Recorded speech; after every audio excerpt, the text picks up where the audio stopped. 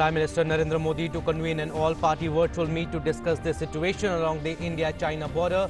Presidents of various political parties to take part in the meeting.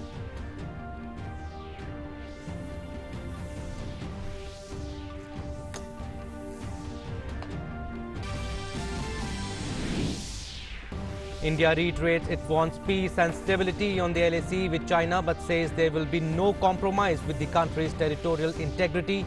Government denies talks of soldiers missing in action after the clash in eastern Ladakh's Galwan Valley with Chinese troops on Monday night. External Affairs Minister says soldiers guarding borders always carry firearms, but there is a long-standing practice not to use them during face-offs.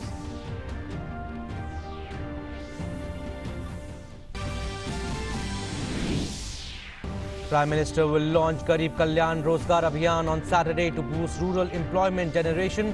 116 districts in 6 states will see the mission unfold over 125 days to give income support to migrant workers. 50,000 crore rupees will be spent to boost rural public works infrastructure.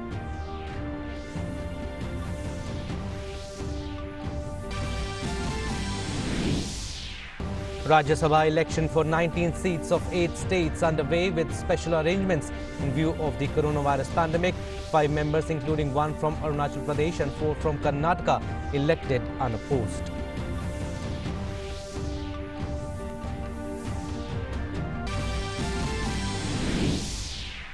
Major breakthrough for security forces in Jammu and Kashmir. 8 terrorists killed in last 24 hours in southern region of Kashmir. 3 terrorists trapped at Mish Pampor killed, including the 2 hiding in the mosque. Recovery rate from COVID-19 in India almost 53%. The number of active cases stands at 1,63,248, whereas the number of those who have recovered climbs beyond 2,04,710. 12,573 people dead till now. The death toll worldwide climbs to over 4.52 lakh. The number of those infected goes over 84.53 lakh. Namaskar, I'm Abhishek Mahajan. Let's start with our top story. Prime Minister Narendra Modi has convened an all-party meeting at 5 this evening to discuss the situation along the India-China border. In a tweet, PMO said the virtual meeting will be attended by presidents of various political parties. The meeting assumes significance in the wake of recent violent face-off between Indian and Chinese troops in the Galwan Valley in eastern Ladakh. 20 soldiers of the Indian Army were martyred. Prime Minister Narendra Modi said that the sacrifice of the martyred soldiers will not go in vain. In a strong message to China, PM also said that India wants peace, but if provoked, a befitting reply will also be given.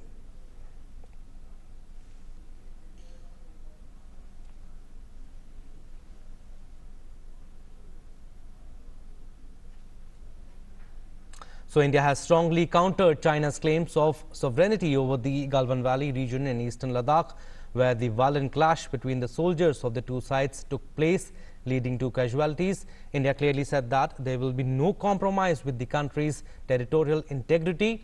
Minister of External Affairs Dr. S. Jaishankar also countered the charge made by former Congress chief Rahul Gandhi that the Indian soldiers who were martyred in the exchange were unarmed. The government has also discredited all rumors suggesting that some other Indian soldiers are missing in action. Here's more. India has trashed China's claim of sovereignty over the Galwan Valley in eastern Ladakh, the site of a violent cross-border clash, saying such exaggerated and untenable claims are contrary to the understanding reached during a high-level military dialogue on 6 June. While we remain firmly convinced of the need for maintenance of peace and tranquility in the border areas and the resolution of differences through dialogue, at the same time, as Honorable PM stated yesterday, we are also strongly committed to ensuring India's sovereignty and territorial integrity. The external affairs ministers of both the nations had a telephonic conversation on the matter on Wednesday, and India had made it clear that China should honor the sanctity of the bilateral agreement. Major generals of the 2 armies met on Wednesday. India has said that none of the soldiers are missing in action. Meanwhile, External Affairs Minister Dr. S. Jaishankar has said that soldiers securing the line of actual control carry arms with them. Let us get the facts straight. All troops on border duty always carry arms, especially when leaving post.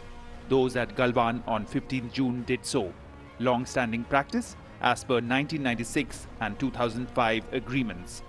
Not to use firearms during face-offs. Information and Broadcasting Minister Prakash Javadekar also saluted the valor and bravery of the Jawans. China ने जो किया है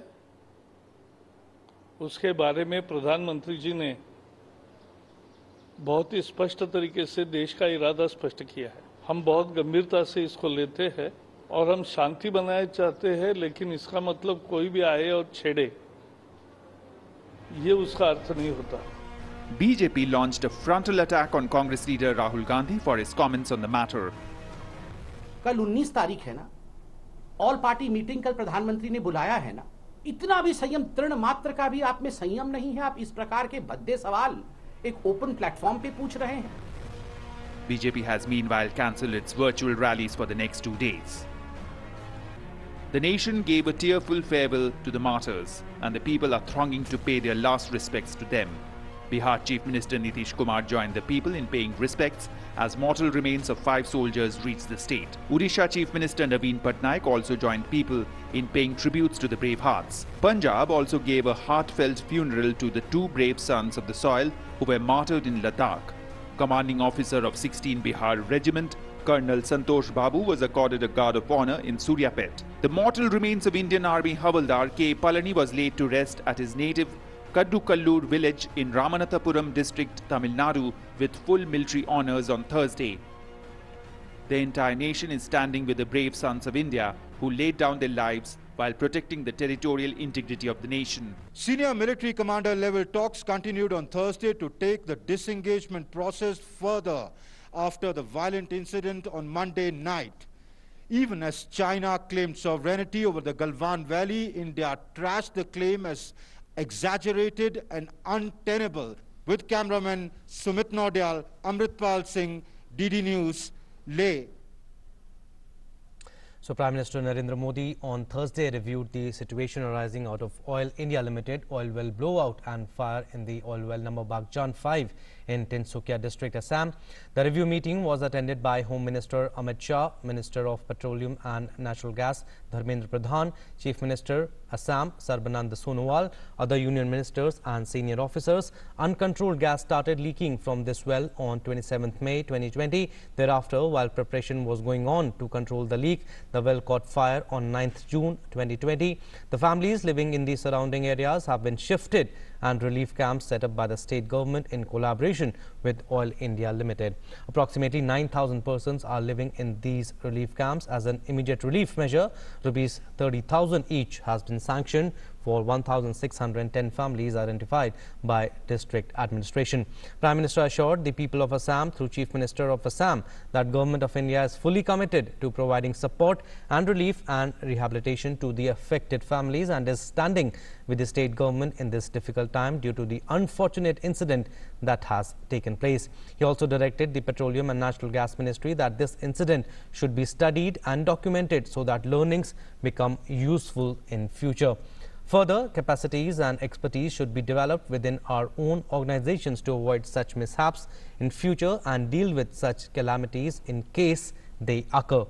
And during the review meeting, it was informed that the detailed plan has been drawn with the help of Indian and foreign experts to control the flow of gas from the well and to cap it. The plan is being executed as per the prepared schedule and it is proposed to cap the well on 7th July after taking all necessary safety precautions. Moving further, Prime Minister Narendra Modi will launch a massive rural public work scheme, Garib Kalyan Rozgar Abhiyan, to empower and provide livelihood opportunities to the returnee migrant workers and rural citizens on 20th June through video conference. So the Abhiyan will be launched from village Telihar, block Beldor of Khagaria district of Bihar. The villages across 116 districts in the 6 states will join the program through the common service centers and Krishi Vigyan Kendras.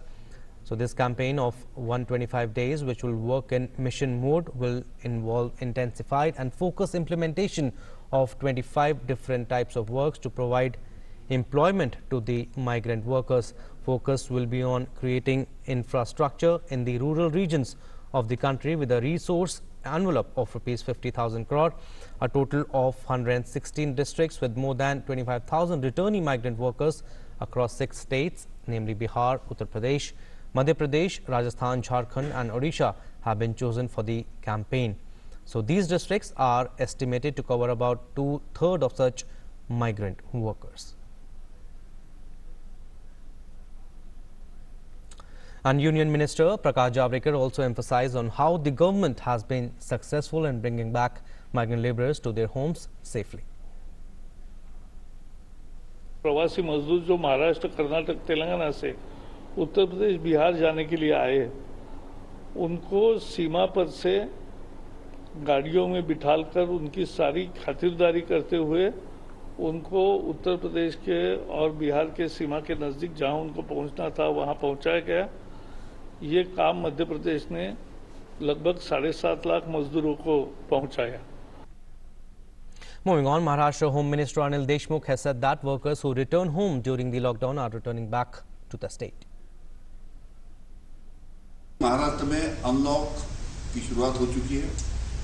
इस unlock 1 के तहत हमारे पूरे महाराष्ट्र में मुंबई हो, पुणे हो, नागपुर हो, सभी जगह अनलॉक 1 के तहत अभी उद्योग और कारोबार की शुरुआत धीरे धीरे फिर से हो रही है। ये देखते हुए अभी फिर से जो श्रमिक जो हमारे भाई थे, फिर से उनका महाराष्ट्र में आना चालू हो चुका है। करीबन रोज 15-16 हजार श्रमिक भाई हमारे अभी महाराष्ट्र में आते। ये इसका आंकड़ा धीरे धीरे और बढ़ेगा और इसकी संख्या फिर से ये लोग उद्योग चालू होने से बड़ी तादाद में फिर से महाराष्ट्र में इनका आना चालू हुआ है ताकि उनको रोजगार मिल सके। इसके लिए सभी ये श्रमिक भाई अपने अपने राज्य से फिर से महाराष्ट्र में आ रहे हैं। Well, moving further, elections for 19 Rajya Sabha seats spread over 8 states are underway. Of the 19 seats, 4 each are from Andhra Pradesh and Gujarat, 3 each from Madhya Pradesh and Rajasthan, 2 from Jharkhand and 1 each from Manipur, Mizoram and Meghalaya. In Karnataka, where elections were to be held for 4 seats, all the candidates have been declared elected unopposed. The counting of votes for all the 19 seats will be held this evening. An election commission has made elaborate arrangements for the voting, keeping in mind the coronavirus pandemic. So every voter will be screened for body temperature and will have to use mask and adhere to social distancing norms.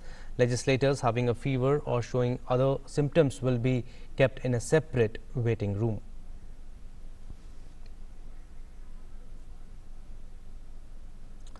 Well, Suman is joining us live from Ahmedabad to give us more information on this. Suman, all eyes on high-stake battle and close affair between BJP and Congress.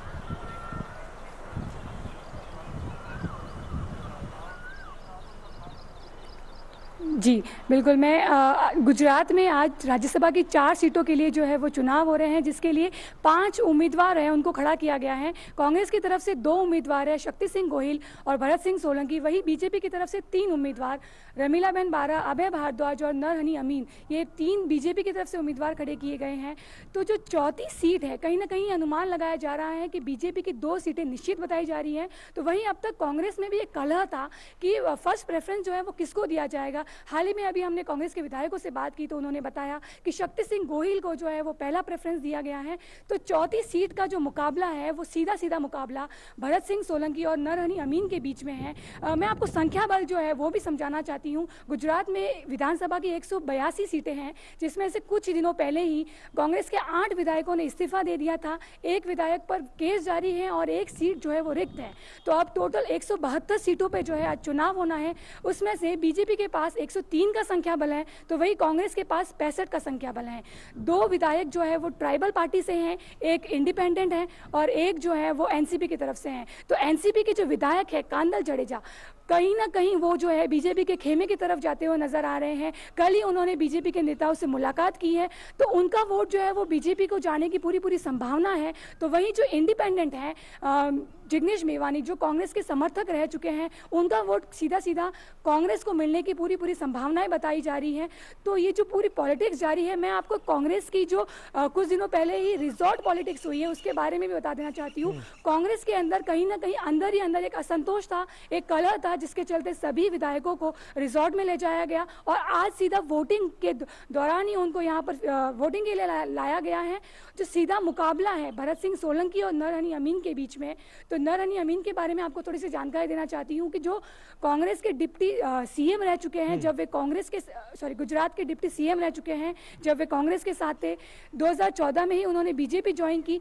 तो नरहनी अमीन जो है वो एक पाटीदार नेता है, कांग्रेस में कई सालों से उनके संबंध रहे हैं, कई समर्थक हैं और कहीं ना कहीं जो विपक्ष है कांग्रेस पार्टी में भी कई पाटीदार नेता जो है उनको भी उनका समर्थन मिल सकता है। तो ये तीनों फायदे जो है नरहनी अमीन को मिल सकते हैं। Thank you so much, Suman. And Election Commission has also made elaborate arrangements for the voting, keeping in mind the coronavirus pandemic. Now, big news coming in at this hour. 8 terrorists have been killed in last 24 hours in southern region of Kashmir. A terrorist was killed in an ongoing gunfight in Bandpawa area of South Kashmir's Shopian district, taking the toll to 5. A team of police, armies 44RR and CRPF launched a cordon and search operation on specific information about the presence of terrorists in the area, and 2 terrorists hiding in the mosque were killed by the operation party, and with this all 3 terrorists trapped at Meej Pampor are killed.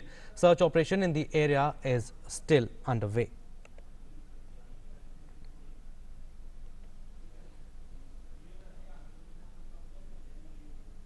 Moving on, India is marching ahead in the fight against coronavirus. Over 2 lakh people have defeated the disease.